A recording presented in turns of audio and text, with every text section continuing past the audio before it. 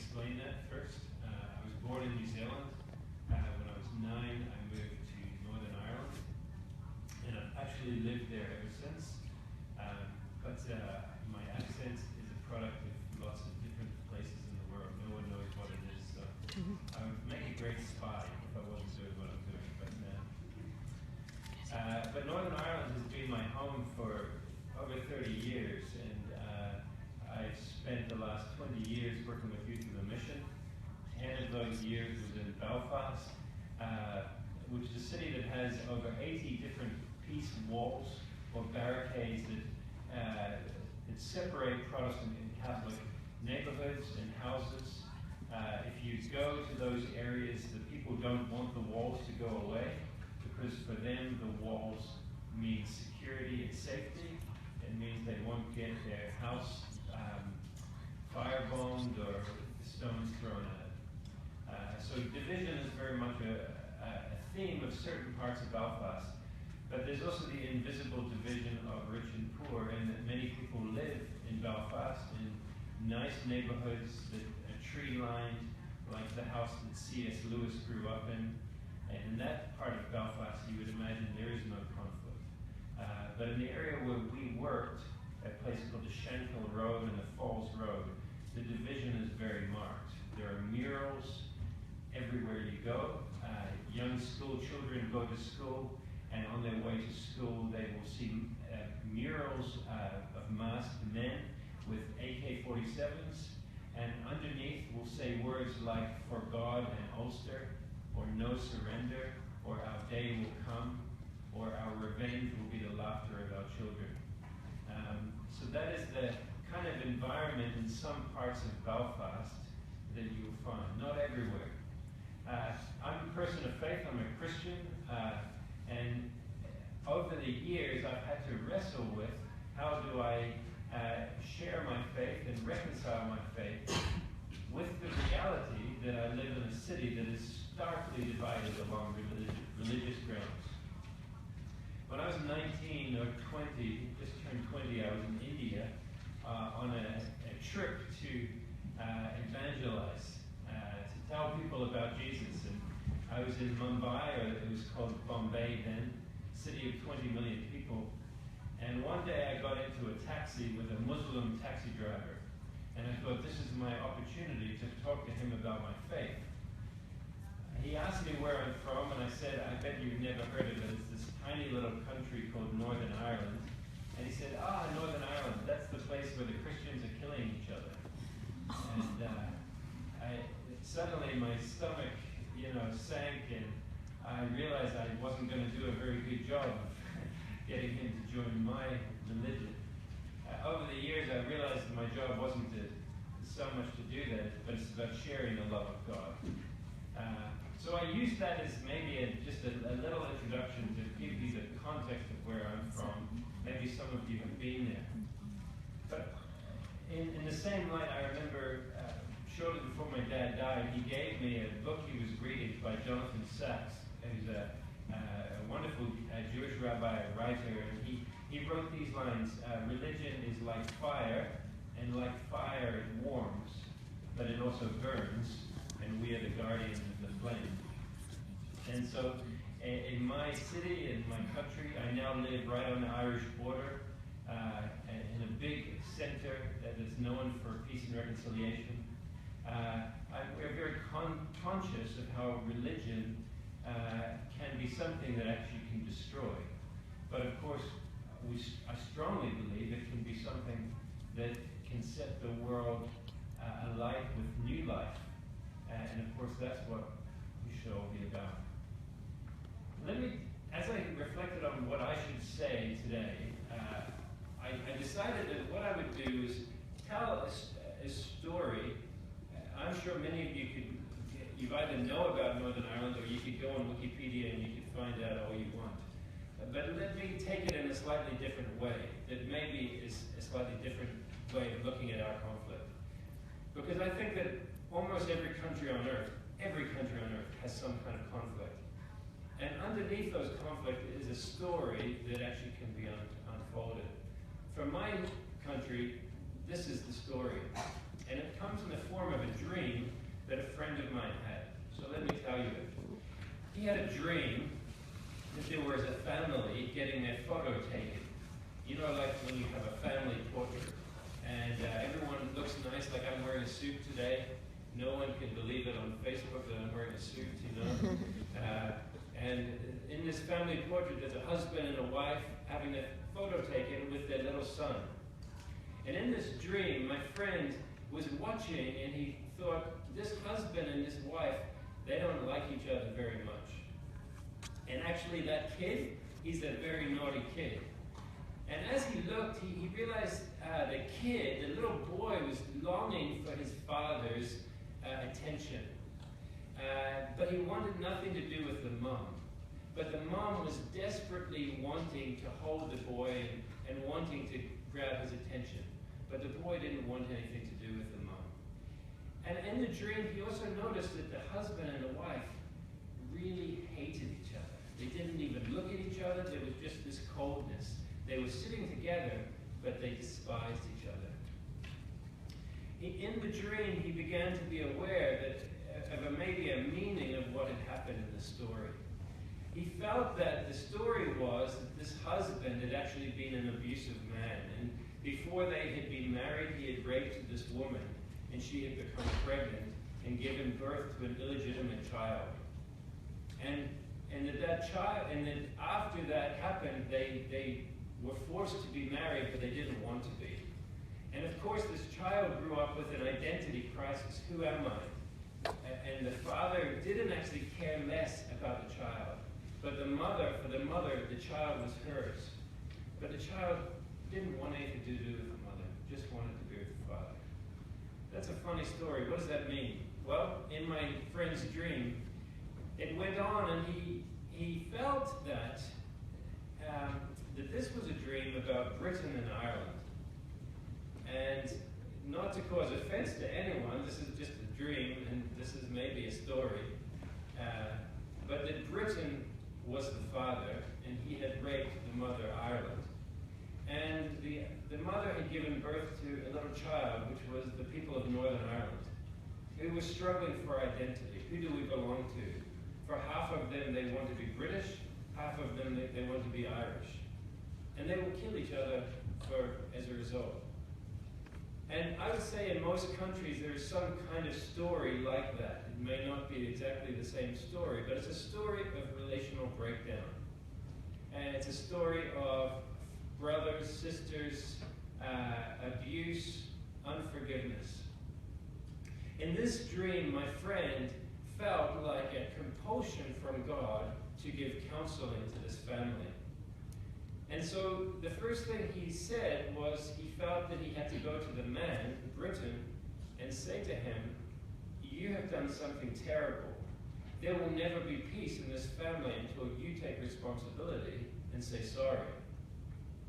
And then he said to the woman, Ireland, you have been very deeply wounded and hurt.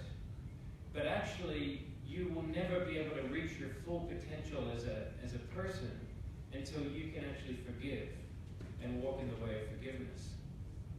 And actually, your little child needs to know who he is. His identity is very important, because all of us have an identity. I started off by saying I'm a Kiwi Irishman. You know, I wear my All Blacks jersey except for last week when Ireland beat the All Blacks the first time. Identity is an issue. And you see in my friend's dream, he started giving family counseling to a couple. As a result of that, this actually was a real story. This is a dream about 20 years ago. He was able to tell the story in the House of Lords. And no one knows exactly the train of events, but soon after that, Tony Blair got up in the House of Commons, and representing the father in the story, he said, we are sorry for what the British have done to the Irish over the last several hundred years, including the potato famine. And several years later, the Irish president welcomed the British Queen just only a couple of years ago to Ireland, the first time a British monarch had been into the Republic of Ireland. And the Irish president welcomed welcomed the Queen and said, "You are welcome here." And then the Queen even met Martin McGuinness, who had been very involved in the IRA and was now the Deputy First Minister in Northern Ireland. I don't know whether you kind of follow that train of events, but in some ways, from a governmental level, they enacted the counselling that needed to happen in that dream.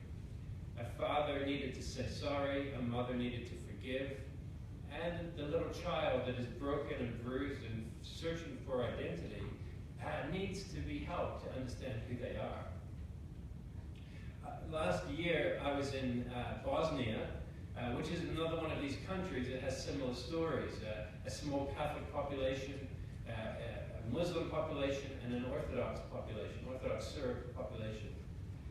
When we were there, we saw in Sarajevo the results of the siege that happened there. We also went to Srebrenica, where nearly 8,000 young Muslim men were taken into the woods and killed by Orthodox Serbian soldiers. Many of them with the Lord's Prayer in their pocket, and Bibles in their pocket. Some of them had holy water sprinkled on them before that massacre. We also heard about the city of Mostar, which is a divided city between the Catholic side and the Muslim side. And during the war, from the hilltops, the Croatian Catholic soldiers bombed the Muslim side of the city. Don't worry, I'm not ganging up on the Catholics or the Muslims. We've all done very many bad things in that war. But then after the war, the Catholic population, the Croatian population, has built a very large cross on the exact same spot where the artillery fired down onto the Muslim side. And it wasn't a gesture of peace. It was a sign that said, "We blew you up and we'll do it again. And this is our cross. This is our identity." It's quite for me as a Christian, it's a very painful sign. If you ever Google Mostar and you see this image of this cross looking down, it's a symbol of conquest and dominance. It is the very opposite of what the cross was meant to be about.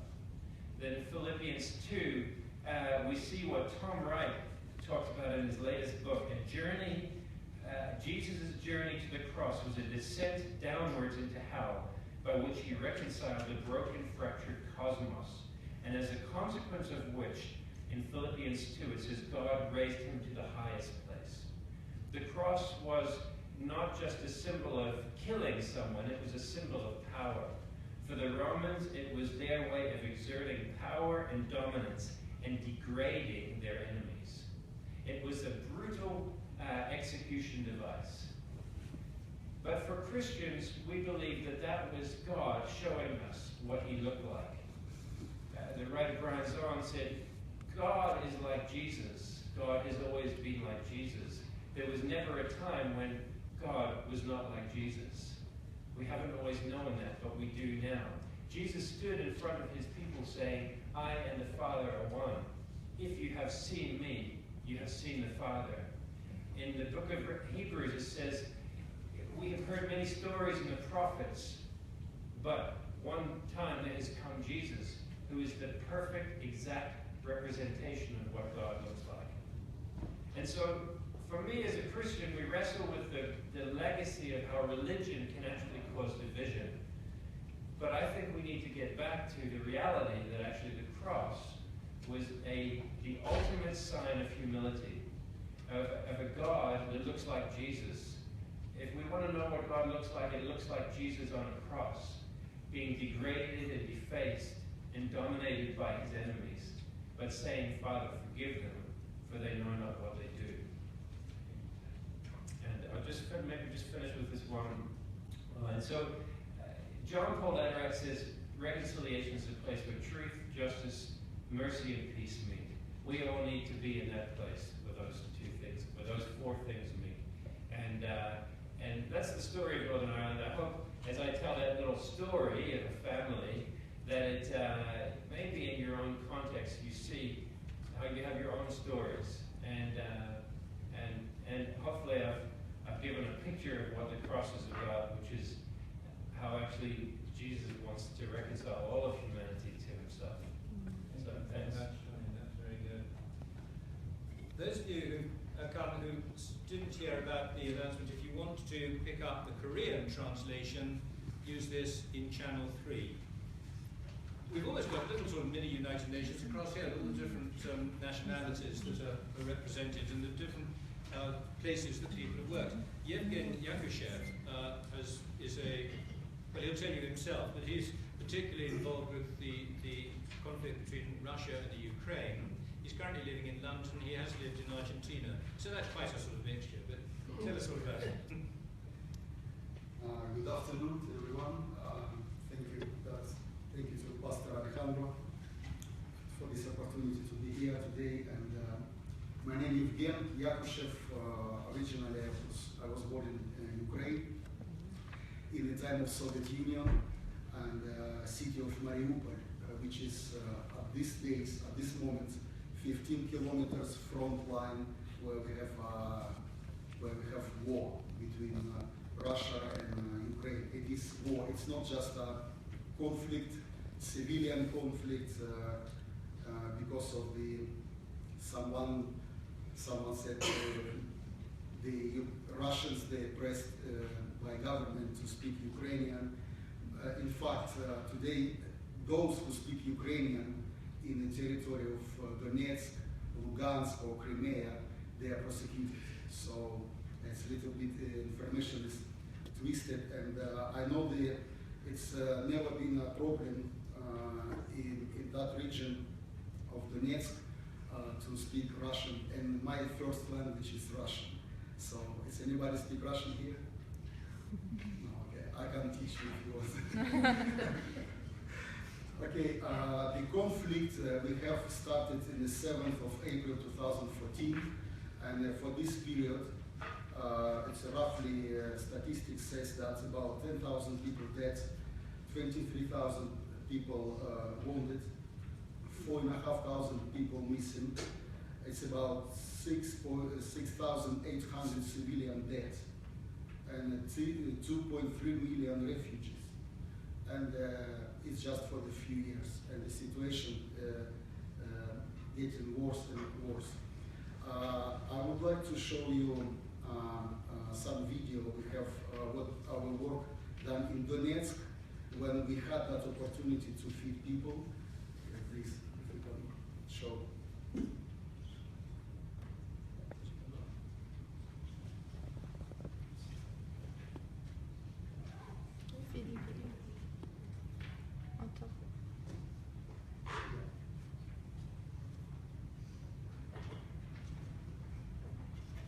This is the city of Donetsk.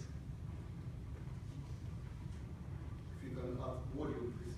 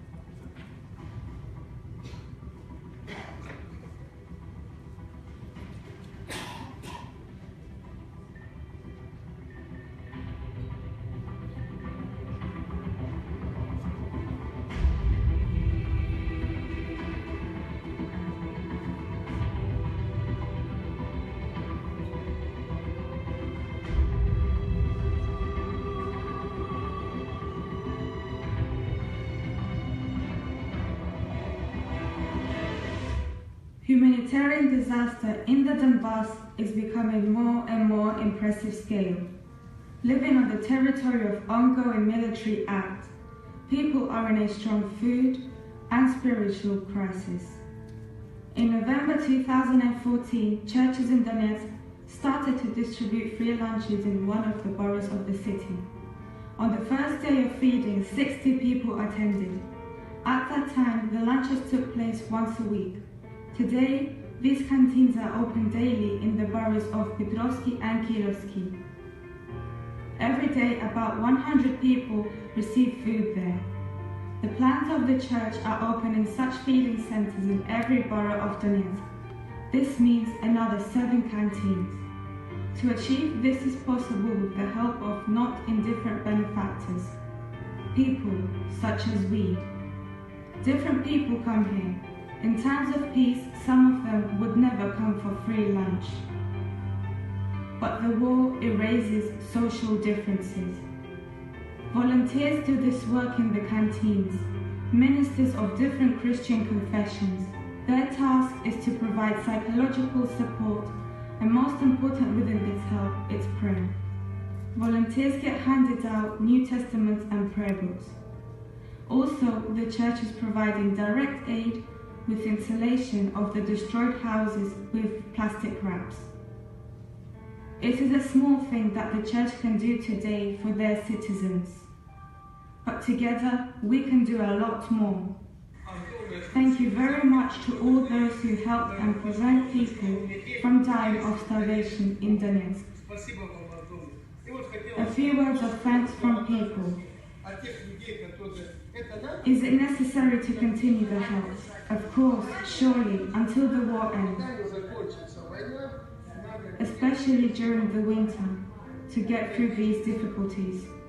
There are people who feed us, and we survive because of your effort. Hasten to do good. Make a contribution to support of the residents of Donbass. Well, this video is 2014, as I heard.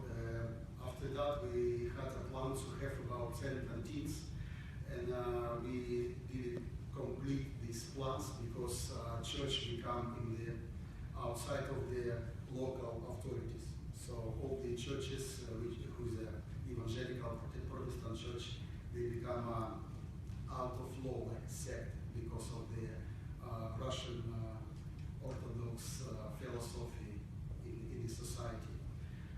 Conflict is always pain, it's always suffering, and in some cases, the location, as you see in Ukraine, in Donetsk, it's become a war. Sometimes we have conflict in the family. I remember I had a conflict with my wife. I don't know if you ever have conflict with your wives, but I had my conflict with my wife, and I remember when I came out, because of the situation, the atmosphere in the house, and I decided, better go outside. And when I went outside, I heard the voice inside of me. God said to me, when I was while coming out, I saw my wife, she's crying.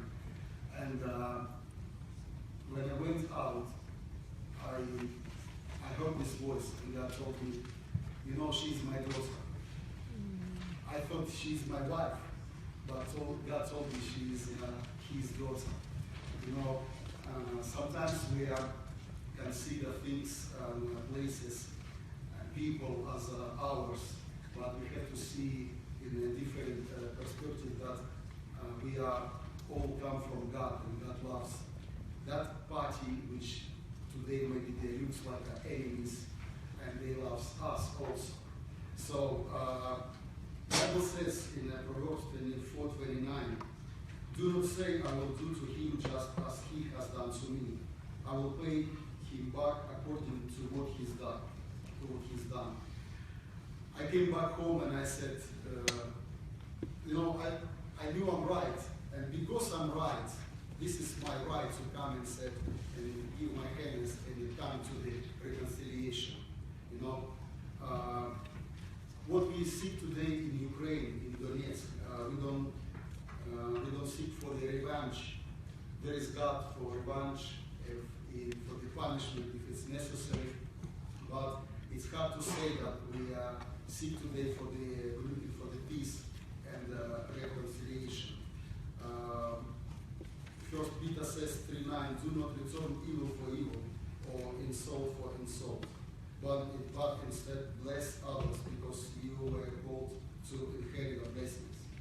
So we want to bless those who God made us, God told us we have to be peacemakers, and those who bring peace, they are sons of God.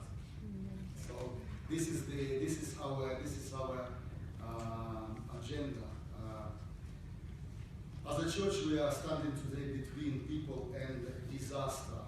Many pastors in Donetsk, many ministers and chaplains, Christians, believers of the Protestant evangelical churches have stood up together, and they are working with their responsibility, understanding that we have to bring to these people hope, new faith, and love.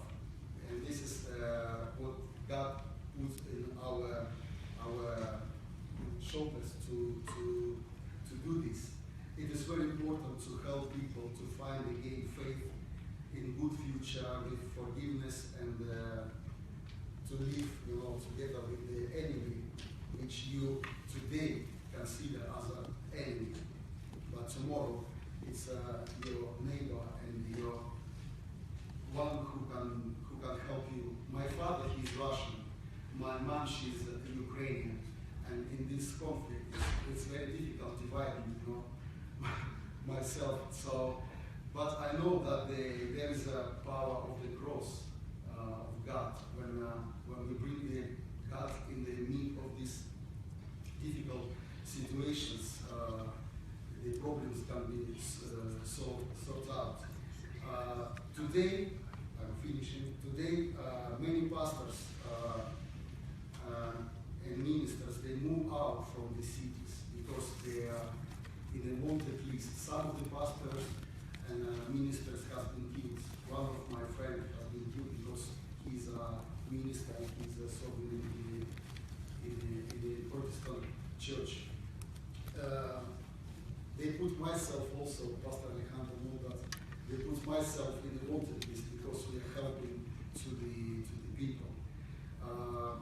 All this happening at these days, Donetsk, in Lugansk, and all that regions. So we are working hard today.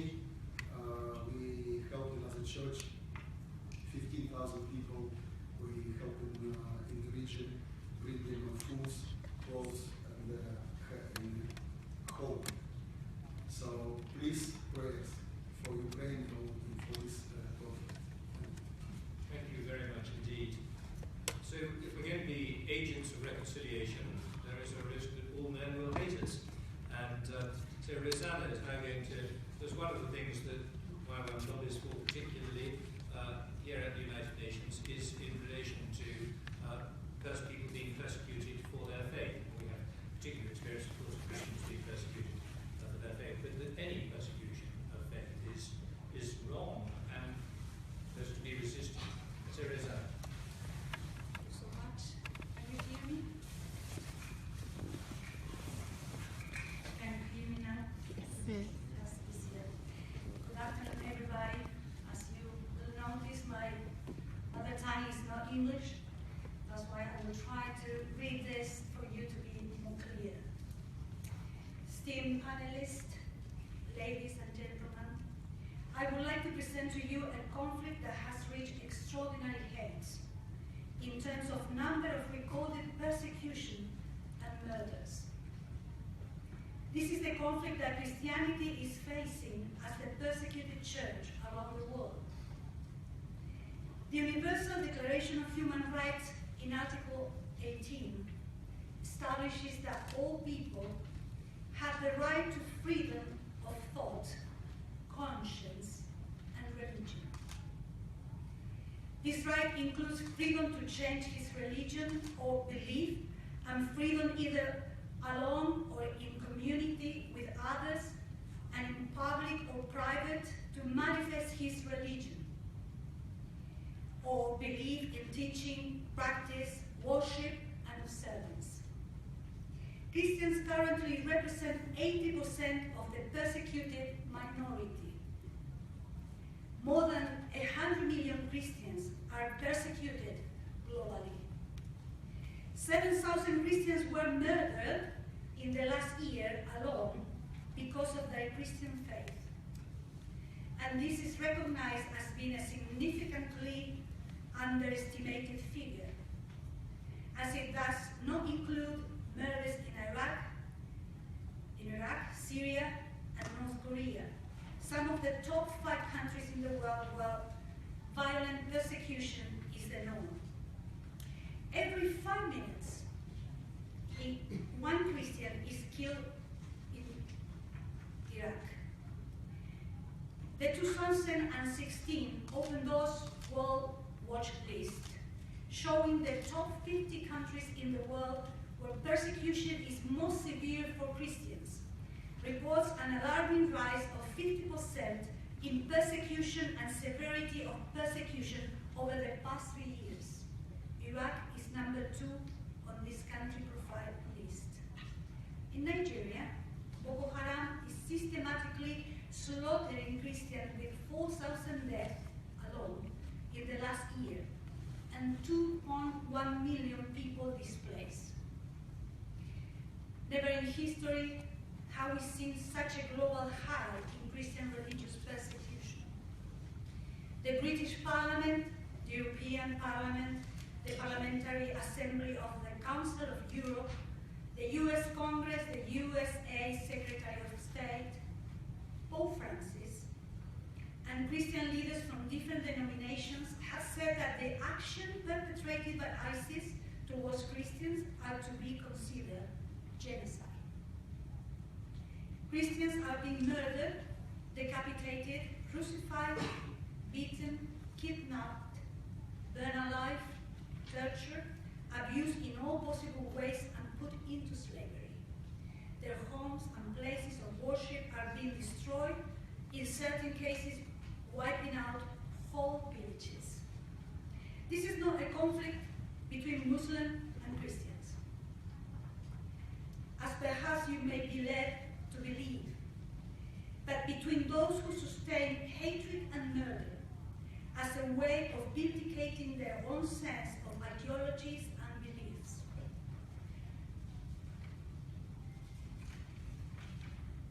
And those who understand that freedom of conscience acknowledges dialogue as being the only valid instrument to the whole conflict. And what is our part? What is our part in this? Firstly, we must raise awareness in this kind of arenas, both internationally and nationally, mobilizing people to expose these atrocities against human rights and take a stand. And secondly, we must raise awareness in our Christian context. We cannot take for granted the freedom that we have to worship God. We cannot. We must consciously, intentionally worship Jesus with the full passion and conviction of those who are not able to enjoy this freedom.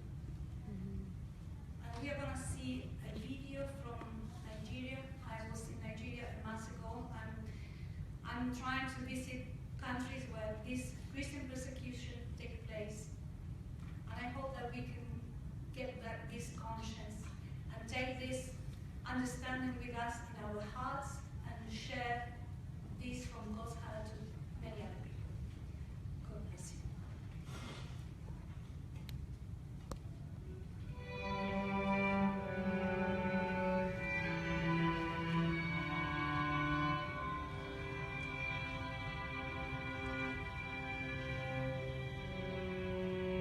Boko Haram means Western education is forbidden, and their goal is to create an Islamic state.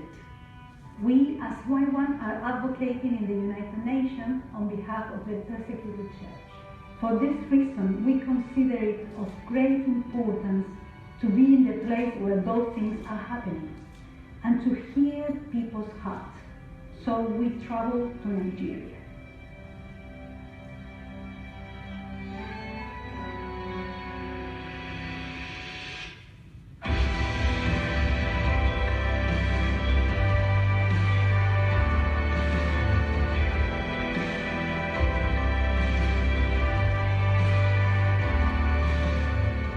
In 2013, the states of Borno, Yobe, and Adamawa were declared as states of emergency.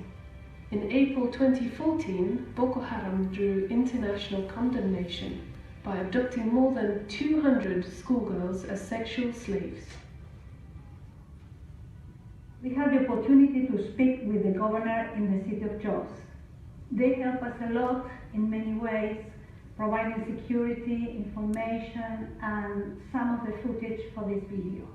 They wanted the reality of this issue to be known internationally. We had the challenging task of interviewing people from different towns that have suffered these attacks. The suffering, as we imagine, was devastating. Families and houses and entire cities were lost. Despite everything they shared with us, we were so impacted by their ability to see beyond the pain. They have graciously adopted an attitude of forgiveness towards their persecutors, as well as a deep sense of community and a common desire to see restoration amongst them.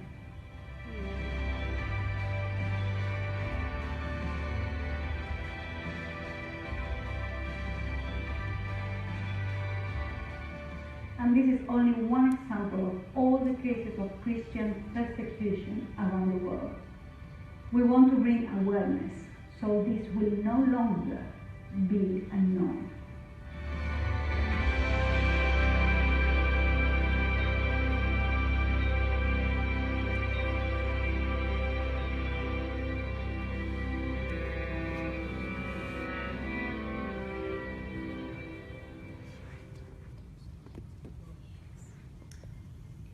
Rosanna. Now, some of us come at this from the position of being ministers like me, some from being lay activists, some actually involved in government themselves. And Paul Galicia has been involved in provincial government in the Philippines. So Paul, tell us about your take.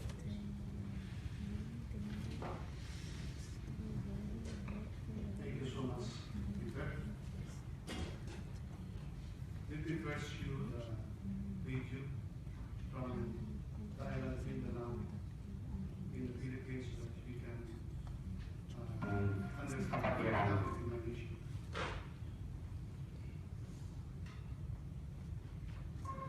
Para maging isa ang layunin ng lahat ng nakatira, mga Muslim man o mga Christian.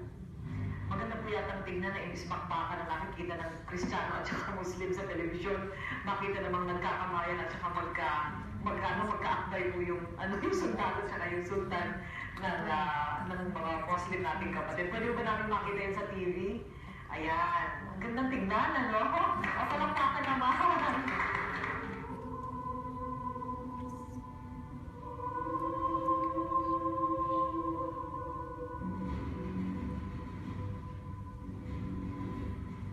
Dahil sa pag-ibig sa puso ng isang pastor Florentino de Jesus ay hindi man niya naabutan sa kanyang buhay ang makabagdamdaming eksenang ito sa Mindanao, ay patunay lamang na one man's noble dream can go beyond a lifetime.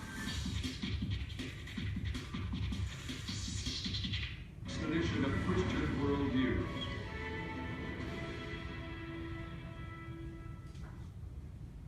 And welcome back to Christian Worldviews. Muslim rebel groups like the one that kidnapped Gracia and Martin Burnham have been fighting the Philippine government for decades. They feed on the hatred ordinary Muslims feel toward what they perceive as an oppressive Christian government. But in one village, that attitude is changing. Once again, here's Jay Esteban. In the year 2000, the Philippine government launched an all-out war against the biggest Muslim rebel group in the country, the Moro Islamic Liberation Front, MILF. Hardest hit was Libayan, a small village in southern Philippines.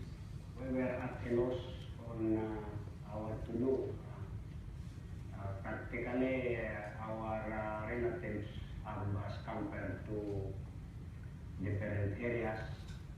I was very angry with the Christian military because they burned our house and our jeep.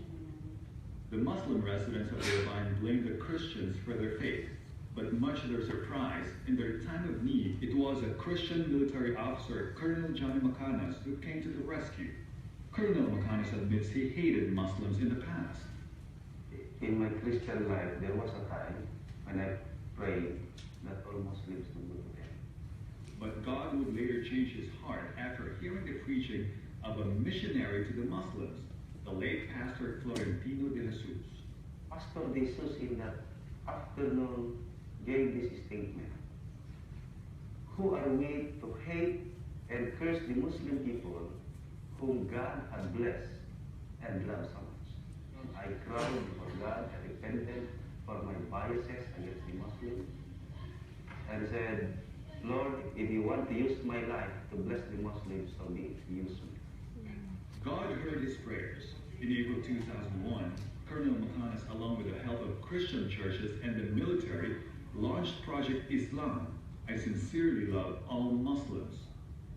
Its first recipients were the residents of the Lebanon. Food, clothing, water, and other basic needs were provided for them. Houses were also built. Since then, the Muslims of the Lebanon have become more trusting of the Christians and more open to the gospel. Because Christians reached out and demonstrated the love of Jesus, life in Delabine has become more peaceful. As a result, some rebels surrendered to the Philippine government. To ensure a bright future for the youth, Project Islam recently granted college scholarships to 19 young men and women of Delabine. If I were not a scholar, I might have joined the rebels too. Even if my memory of war is ugly, I am thankful because my life is better. Now I can go to college, and our place is beautiful because of Project Islam. Today, Project Islam has built 210 houses that serve as homes to more than 400 Muslim families here in the Lebanon. What used to be a place of bloodshed has now become a refuge where peace and unity reign. A reality that can be achieved not only here in the Philippines, but hopefully around the world. J7 Christian World News, Philippines. Thanks again, Jay. That's our report for this week. Thank you so much for joining us. And until then, goodbye and God bless you.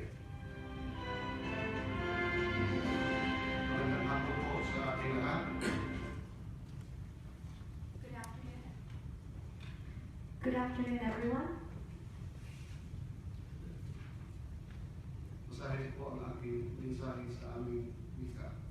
I will be reading my message to you this afternoon in my own language.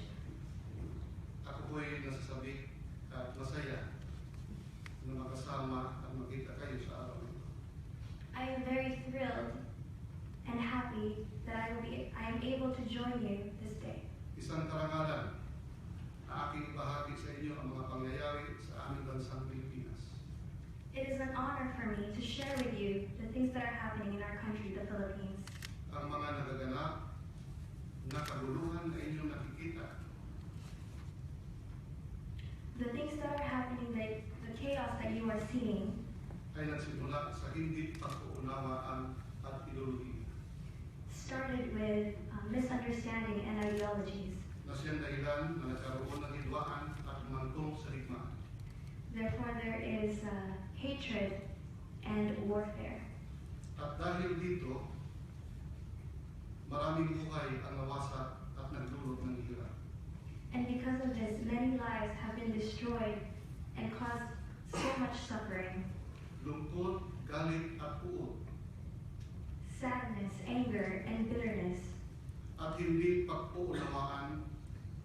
And intense misunderstanding. Ngunit sa isang saglit.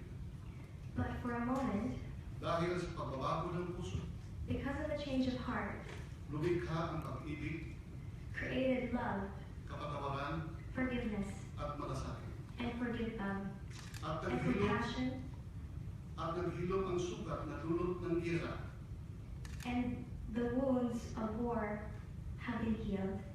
At nagkaroon ng pagkakaisa. And there is unity, pagmamahalan, love, katahimikan at kayapaan. And peace. Ang ating nakikita sa video ito, what we saw in this video, patunay na mamimithing kapayapaan, is proof that peace can be achieved. at ay makakamit kapag ang umiiral ang pag-ibig, kapatawaran at malasakit. If love reigns and compassion rules Sa bawat puso ng tao. in every heart of man. Sa kasalukuyan, patuloy ang gawain. At present, the work is continuing. Nagtulong-tulong ang gobyerno at iba't ibang sektor ng lipunan Government and civil societies are helping one another upang manatili ang hinahangad na pamatagalang kapayapaan. to achieve the dreamt, long-lasting peace. Marami na pong nakapagtapos sa pag-aaral There are many who have already finished their studies. ay tayong eskwelahan at ospital. They built schools and hospitals. Patuloy ang pagtulong sa mga nangangailangan sa lugar na nila. And continued support for all of those in need in Dalayan. Sa kasalukuyan, ang gobyerno ng bansang Pilipinas At present, the government of the Philippines ay mayroong kasunduan na ilunsad ang tigil putukan have agreed to have a ceasefire sa pamagitan ng gobyerno ng Pilipinas at mga rebelde na umaaklas sa pamahalaan. between the government of the Philippines and the rebels that are going against the government, Upang bigyan daan ang usapang pamatagalang kapayapaan. to give way for lasting peace. At naglaan ang malaking pundo ang gobyerno ng Pilipinas And the government of the Philippines gave para sa taong 2017 for 2017 sa halaga ng 3.35 trilyones pisos in 3.35 trillion pesos o 71.97 bilyones dolyares or $71.97 billion at inilaan sa iba't ibang departamento ng gobyerno for all the departments of the government upang tugunan ang mga pangangailangan, to respond to the needs, labanan ang problemang kinakaharap to combat the problems that they are facing na nagdulot ng kahirapan na siyang isang dahilan sa kaguluhan. that have caused the poverty, which is one of the main causes of the chaos. Isa sa mga programa ng gobyerno One of the programs of the government ay ang kahalagaan na ibalik ang maayos na moralidad is the Values Restoration Program, na ang handikain ay pagsangkap sa bawat Pilipino which its motto is to embrace every Filipino, upang maibalik ang magandang asal at magiging tapat sa pamilya. to bring back moral values such as trustworthiness or faithfulness in the family, Tapat sa kapwa-tao, faithfulness to others, tapat sa trabaho, faithfulness at work, tapat sa gobyerno, faithfulness with the government, higit sa lahat tapat sa kanyang tungkulin at pananampalataya sa Diyos. and most of all, faithful in his duties and in faith in God, Na siyang tunay na makapagbabago ng puso which actually brings change of the heart, at isabuhay ang pag-ibig sa kapwa-tao. to live out love for their fellow man. Let me end this word from the gospel that it says, He who began the good works will come into completion until the day in Christ Jesus. Thank you very much. Maraming salamat po. Thank you very much. Thank you very much, Paul. In a way, I suppose you could say that having an Argentinian and an English person sitting next to each other on a platform, it wasn't so long ago that we were at war with each other. There's quite a strong Argentinian connection here, and that is really very exciting for me as an Englishman. Alejandro Rodriguez is the director of the Initiative for Integrity, and he is our closing speaker. Thank you.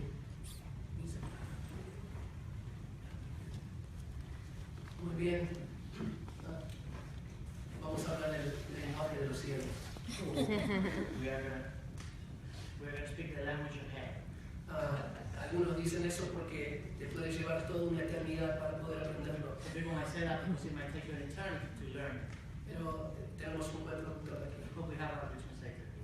Ahora, aquí representamos seguramente muchas naciones. So here we are representing, for sure, many nations. Y muchos no nos conocemos. And perhaps many of us don't know each other. Estamos en un lugar clave que son las Naciones Unidas. We are in a very important place, that is the United Nations. Y esa es la esencia de la reconciliación. And that's the essence of the reconciliation.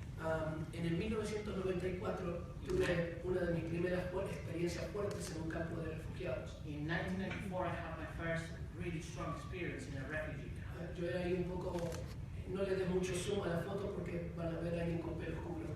Don't zoom out in the pictures because you'll see someone with a dark hair. Entonces, esa fue nuestra primera experiencia. That was our first experience. Fuera de nuestro continente. Out of our continent. Estábamos en la localidad de Goma, lo que era Zaire. We were in the town of Goma, where the Zaire was. Y había allí 1 millón de refugiados que escapaban de una guerra civil entre Hutus y Tutsis. And there was about 1 million refugees there escaping from the war between Hutus and Tutsis. Y ver la realidad de estas familias en ese valle, en el área de Goma. And to see the reality of these families in that valley, in the area of Goma, golpeó mi corazón. Really struck my heart really hard. Ahí fui que establecimos el primer campamento de ayuda para refugiados de Ruanda. That's where we established the first camp for help to the refugees in Rwanda. 1 millón de muertos. 1 million dead people. Y más de 1,5 millones de gente movilizada, expulsada hacia otros lugares. And more than 1.5 million people mobilized, being expelled from the nation. Hace unos años atrás estaba en la ciudad de Ayacucho, Perú. A few years ago, I was in the city of Ayacucho in Peru, donde nació lo que fue este grupo Sendero Luminoso. Where the group Shining Path was the birthplace of the really group called Shining Path. Y había un fuerte enfrentamiento entre el ejército, las fuerzas paramilitares y este grupo guerrillero. So it was like a big confrontation between the army, the paramilitary groups, and this guerrilla group called Shining Path. Y tuvimos una reunión en un lugar parecido a este. And we had a meeting in a place also similar to this. Y uno de los que había sido guerrillero por muchos años me acompañó a esa reunión. And one of the men who used to be a guerrilla during those times, he came with me. Y él pidió perdón en nombre de uno de esos grupos. And he asked for forgiveness on behalf of those groups. La gente que estaba en el auditorio comenzó a llorar. People in the auditorium started to cry. Hubo un perdón, un pedido y una acción de perdonar. There was a request for forgiveness and an action towards forgiveness. Después de muchos años de violencia y de muchas muertes. After many years of violence and death. Pero una de las cosas que me llamó la atención, but one of the things that really called my attention, que había heridas profundas, sí, por la violencia y por tantas muertes, is that there was really deep wounds because of violence and the amount of death. Pero ellos tenían una herida mucho mayor. But they have a greater wound. Que le llamaron y dijeron la palabra. And they call it, they say the word. Indiferencia. Indifference. Ellos sentían que en medio de la guerra una gran parte del país se había tapado los oídos y cerrado los ojos. They felt that in the midst of war, a big part of the country just covered their ears and they ignored the situation. Que las grandes ciudades, la capital, las iglesias, los organismos políticos miraron para otro lado. The big cities, the capital, the churches, and different organizations, they just looked towards the other side and ignored the situation. Nadie se interesaba por ellos. No one was interested about them. En el año 1982, in 1982, tuvimos la guerra con Inglaterra. So we have the war with Great Britain.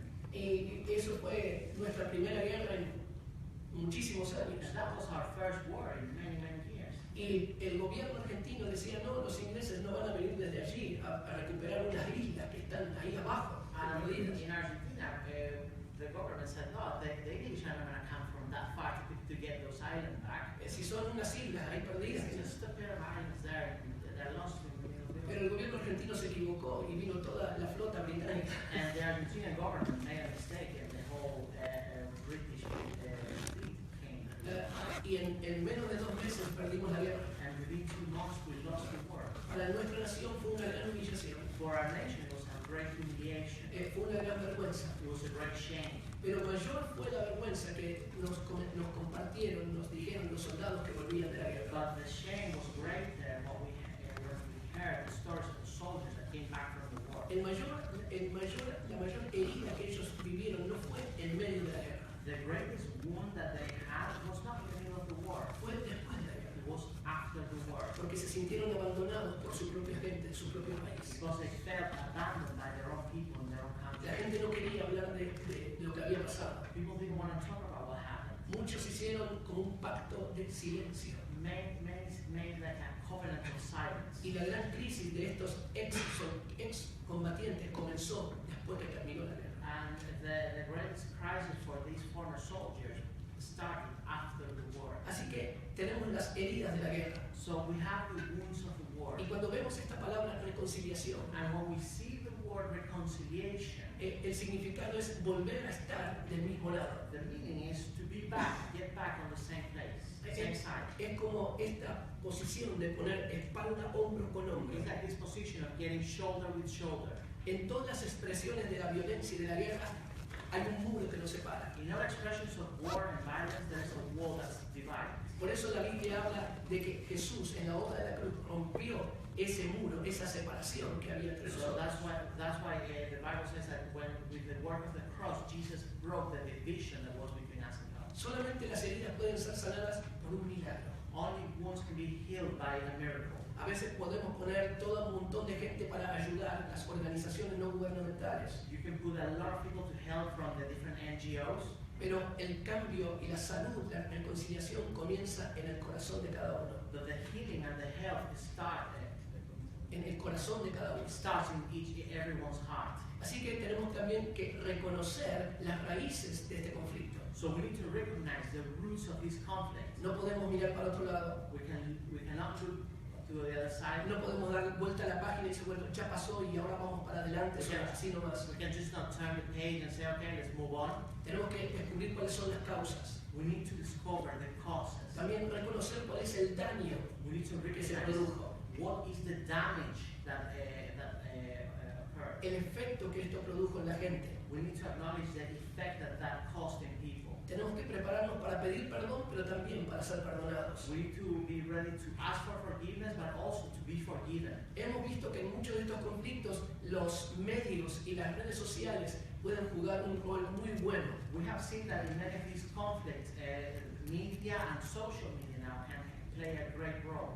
Así, porque ellos pueden generar violencia, pero también pueden generar un ambiente de paz. Because they can generate violence, but they can also generate an environment of peace. Hay algunas experiencias como las que sucedieron en Sierra Leona después de la guerra. There are some experiences like the ones that happened in Sierra Leone after the war. Son las llamadas comisiones de la verdad. There are like these ones called commissions of truth. Eso se le llamó allí el Family Talk.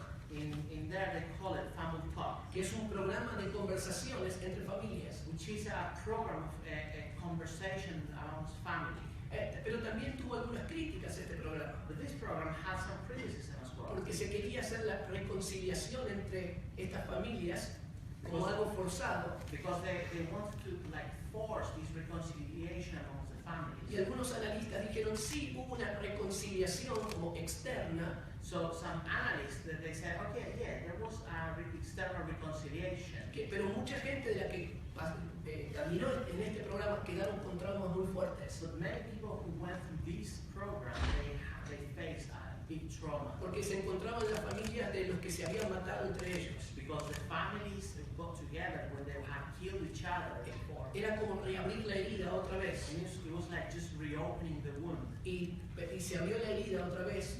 Se recordó la historia, pero no se sanaron las heridas. So the story was remembered, but the wounds were not healed.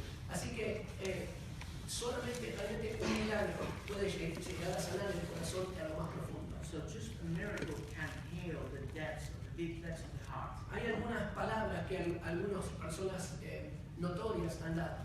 There are some words of some recognizable figures in history. Martin Luther King dijo que una nación que gasta más dinero en armamento militar que en programas sociales se acerca a la muerte espiritual. Martin Luther King says that a nation that continues year after year spending more money on military defense than on programs of social uplift is approaching spiritual death. Benjamin Franklin. Él dijo, nunca existió una buena guerra ni una mala paz. There was never a good war or a bad peace. Juan Pablo II. John Paul II. La guerra es siempre una derrota para la humanidad.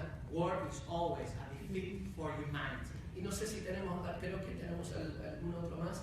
Ah, claro, Jesús.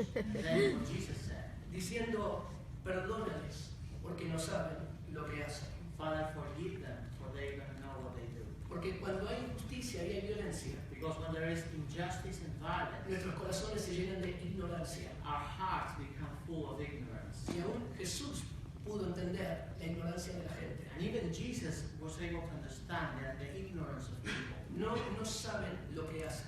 They don't know what they do. Ahora, una de las heridas más grandes que se producen, one of the most hurtful wounds of war that tuvimos un pequeño problemita mío con la tecnología, pero hay a little problem here. Es lo que mencioné antes, es la indiferencia. It's indifference. Next, please. Let's see. Okay. Es la indiferencia. So the biggest wounds of war is indifference. Podemos descubrir raíces profundas de amargura. We can discover deep roots of bitterness. Este sentimiento de querer venganza. The desire of wanting revenge. Estas son las cosas que descubrimos en muchas naciones después de la guerra. So these are things that we discover in nations after the war. Mucha gente quiere venganza. Many people want revenge. Y quieren confrontar para que los otros sufran lo que uno mismo sufrió. And they want to confront so the others can suffer the same thing they have suffered. El pueblo libanés sufrió mucho con el pueblo sirio muchos años atrás. The Lebanese people suffer a lot with the Syrian people before. Y ahora creo que tenemos como 1,5 millones de refugiados sirios dentro del Líbano, más o menos. And now we have more or less 1.5 million Syrian refugees in Lebanon. Y algunas gente del Líbano quieren en alguna manera ver que los sirios paguen por las cosas malas que hicieron en el pasado. So now you have some Lebanese people wanting the Syrian people to pay for the things they did in the past. Hay muchas cosas que podríamos decir sobre este conflicto que tenemos de refugiados sirios, víctimas de la guerra. There are so many things we can say about this conflict of Syrian refugees happening now because of war. Hay profundas raíces de amargura. But there are deep roots of bitterness. El otro elemento, como dijimos, es el silencio. The other element, as we said, is silence. De eso no se habla. You don't talk about that. Muchos veteranos de la guerra de Vietnam y de todas las guerras. Many veterans, for example, from the Vietnam War or from many wars, volvieron a sus casas, volvieron a su vida siendo ignorados por su propia gente. They came back to the house, they came back to their lives being ignored by others. La gente no quería escuchar las historias de dolor. People didn't want to hear stories of pain. Les daba un poco de pena a esos hombres y mujeres que sufrieron en la guerra, pero que se queden allí. They felt a bit pity because of the people that went to war, but just keep them there. Y a veces ponemos ese manto de silencio que destruye. We put like a mantle of silence that destroys. Otra reacción que hemos visto es la negación. Another consequence that we've seen is denial. Es como aquí no pasó nada. It's like nothing happened here. Hay que mirar para adelante. You need to look ahead. La guerra ya terminó. The war is over. Pero hay heridas que si no son sanadas van a aparecer en el futuro de cada persona. But there are wounds that if they are not healed, then they are going to reflect again in the future. La guerra con Inglaterra fue algo, como les dije recién, muy fuerte para nosotros. The war with England was something really strong for us. Y uno comienza a echar culpas para todos lados. And you start like blaming all over the place. Y no nos gusta asumir nuestra propia responsabilidad. And we don't like to assume our own responsibilities. Y no nos gusta hablar también de nuestras propias heridas. And we don't like to talk about our own wounds. Pero hay gente que dice, bueno, ya pasó, lo niego y me sigo para adelante. So there's people that says, okay, it's over, let's deny it and go forward. El otro elemento que a veces vemos es la evasión. The other element that we see is cuando la persona avoiding.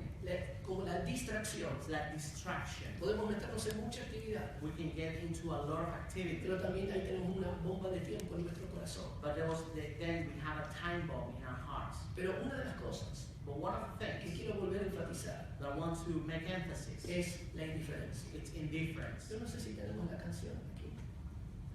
Okay. En 1978, in 1978, tuvimos a punto de tener otra guerra con el país vecino de Chile. we were very close to have a war with a neighboring country, Chile. Y hubo allí un cantante bien famoso en mi país, And there was a singer, very famous singer in my country, llamado León Gieco. called Leon Gieco. Y él compuso una canción. So he composed his song. Y esta canción decía, solo le pido a Dios This song says, I only ask God que la guerra no sea para mí, no me sea indiferente a mí. that war won't be indifferent to me. La guerra es un monstruo grande y pisa fuerte War is a massive monster and has big steps y aplasta el corazón de la gente. and squashes the hearts of people. Yo creo que este es el momento donde nosotros no podemos mirar para otro lado. I believe this is a moment where we cannot look away. Creo que es el momento que nos podemos sí involucrar. This is a moment in which we can get involved. Nosotros podemos movilizarnos a las calles. We can be mobilized to the streets. Ahora estamos en un programa para llevar unos 300 personas desde Siria a Argentina. We are now in a program to mobilize 300 families from Syria to Argentina. Pero todo comenzó cuando fuimos a la embajada de Siria en Buenos Aires. And everything started when we went to the Syrian embassy in Buenos Aires. Y nos pusimos a orar en frente de la embajada. And we started to pray in front of the embassy. Y las autoridades hablaron muy bien para nosotros. And the authorities spoke very well to us. Y ese fue el inicio.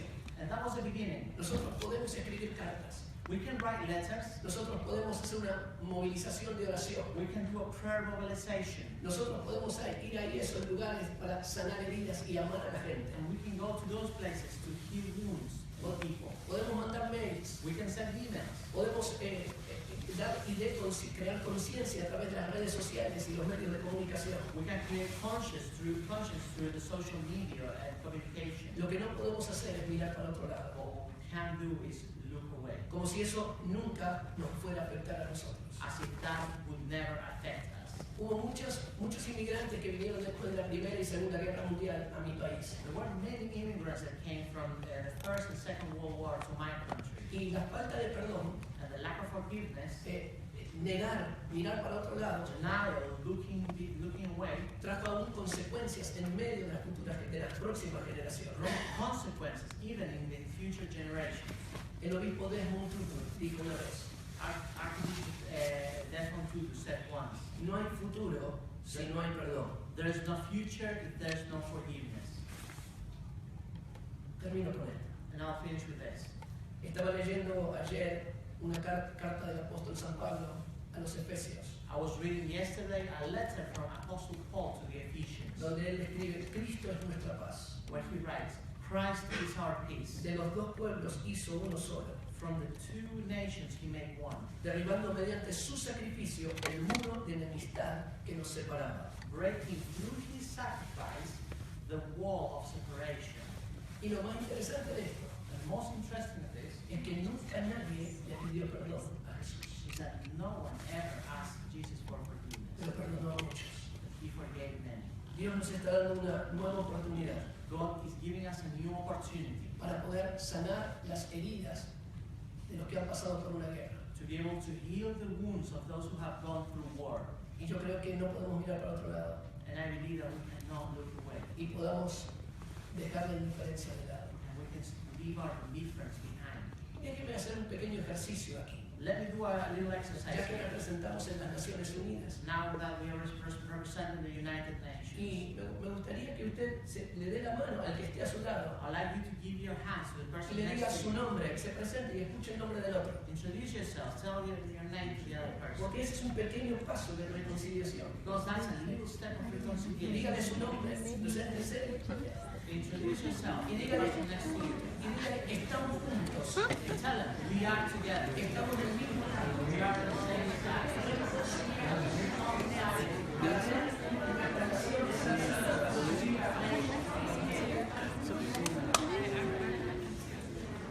Muchas gracias. Encantado.